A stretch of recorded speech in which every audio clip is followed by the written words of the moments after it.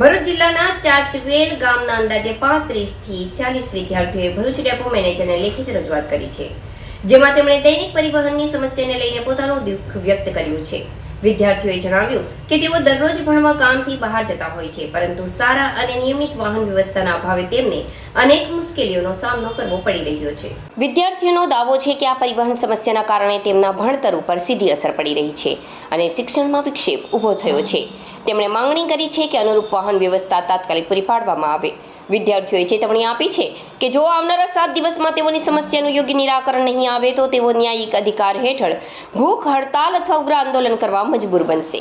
નમસ્કાર, પટેલ ઇમ્તિયાઝ, ભરૂચ જિલ્લા સર્વ સમાજ સેના જનરલ સેક્રેટરી અને ભરૂચ જિલ્લા યુવા સામાજિક કાર્યકર। મિત્રો, આજે આપણે ઉપસ્થિત હતા ભરૂચ જિલ્લાના ડેપો મેનેજર સાહેબના ઓફિસ કાર્યાલયમાં, જ્યાં વાગરા તાલુકાના ચાચવેલ ગામે જે વિદ્યાર્થીઓ રોજિંદા જીવન પરિવહન માટે અભ્યાસ અર્થે જે પરિવહન કરે છે તેમને ઘણી સમસ્યાની તકલીફ પડતી હતી।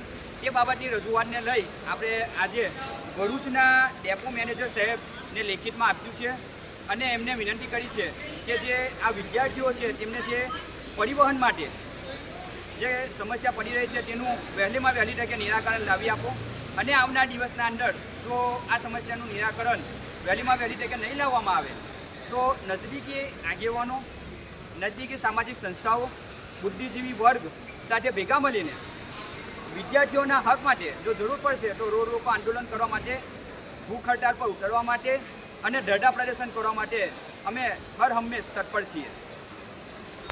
ગુડ મોર્નિંગ, નમસ્તે। મારું નામ દીવાન અક્ષા, હું ધોરણ 11માં અભ્યાસ કરું છું। આજે અમે ભરૂચના ડેપો મેનેજર સાથે લેખિતમાં વાતચીત કરી અને અમારી સમસ્યા જણાવી છે।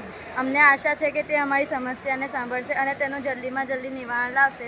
અમે 30 થી 40 વિદ્યાર્થીઓ જે હાલમાં અપડાઉન કરીએ છીએ તેમની સમસ્યા વહેલી તકે દૂર થશે। તમારી સમસ્યા શું છે? અમારી સમસ્યા છે કે અમારા ગામમાં બસ આવતી નથી અને જે બસ આવે છે તે અમને ગામથી 5 થી 6 કિલોમીટર દૂર ઉતારે છે અને અમને 5 થી 6 કિલોમીટર અંદર ચાલતું જવું પડે છે। વિનંતી કરીએ છીએ કે અમારો જે સમસ્યા છે તે સમસ્યાને દૂર કરી અને અમારી જે માંગણી છે એ માંગણીને સ્વીકારી અમારી બસ ચાલુ કરી આપશે।